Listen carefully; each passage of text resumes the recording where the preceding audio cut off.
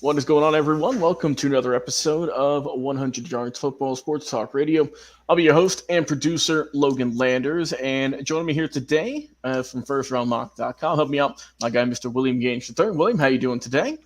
Oh, I'm doing great, man. Good, Busy glad to day. hear. And of course, we're bringing on Chris Ransom as well out there at Draft Utopia. Chris, how you doing this afternoon, man? Glad to have you on the program. Thanks for inviting me, Logan. This was fun. We're going to have some fun today. We're going to talk about some group of five teams, Memphis, Boise State. Liberty is the favorite to go 12-0, but we'll mention them another time because I think an FCS team, North Dakota State's on the lineup. So, yeah. Yep. Yeah, about that. We got some good shows here today, and of course, you guys can check out all those on our Facebook and YouTube channels. And as Chris mentioned, first team we're doing here today, the Memphis Tigers out there representing the 901, as Mr. Football Vincent Turner would like to say. So, William, I will give you the mic first and foremost, and tell me what you like about Memphis coming into this 2024 season, my friend. Yeah, well, we're kind of going on a northern exposure trip right now, and up through North Dakota and Boise State and stuff. But right now we're starting with Memphis, and this is definitely an experienced team. You know, they've got Tim Cramsey's offense. You know, Seth Hennigan, the quarterback. He is a third-year starter. He's thrown for 10,000 plus yards. You know, 77 touchdowns, including last year. You know, 3,883 yards, 32 touchdowns, and 9 interceptions. I mean, this offense is pretty good. You know, that they've got some key pieces returning with 5 starters. They've also got Mario Anderson coming in at running back, who led South Carolina last year in rushing. So they got an SEC caliber running back. The wide receivers come out, you know, Rock Taylor, Demir Blankensee, and Kobe Drake. Tight end Anthony Lanspear. You know, he comes in at 6'5", 248. This is definitely going to be an interesting offense. You know, the receivers definitely stand out. What can you tell me, Chris?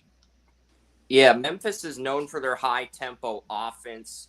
Recent years, they produced a lot of running backs and offensive linemen for the NFL draft, and I think that trend's going to continue. The passing game does feel more potent this year, and I feel like Memphis is one of these teams. They're right up there with Tulane and UTSA as a American Athletic Conference contender. They're definitely one of the top 3 teams. I do think UTSA wins it, but I don't agree with Phil on Tulane being the team that's going to play UTSA. I think Memphis gets the championship game this year, and they end up falling to UTSA. That would be my pick right now, but I do think this is a top 3 team, and I'm going to boldly predict they are in the AAC championship this fall.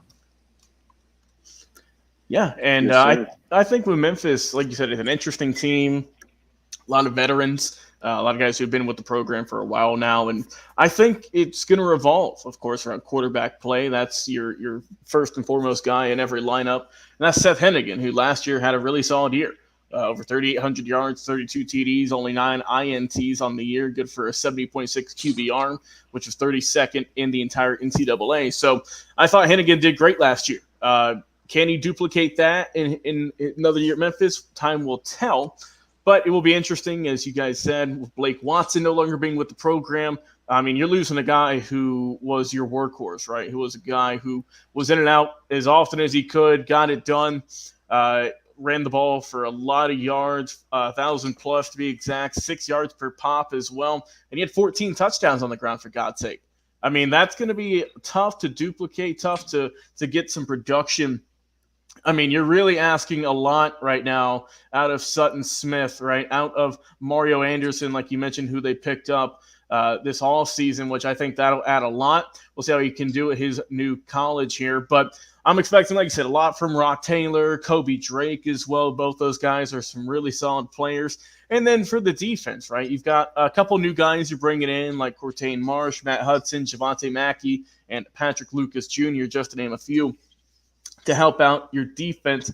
I mean, like I said, you got some really solid players there in your backfield, like Greg Rubin, Tyron Taylor as well, and Darius Coffey helping out, doing the work there, as well as guys like Kevontae Spears and William Whitlow Jr.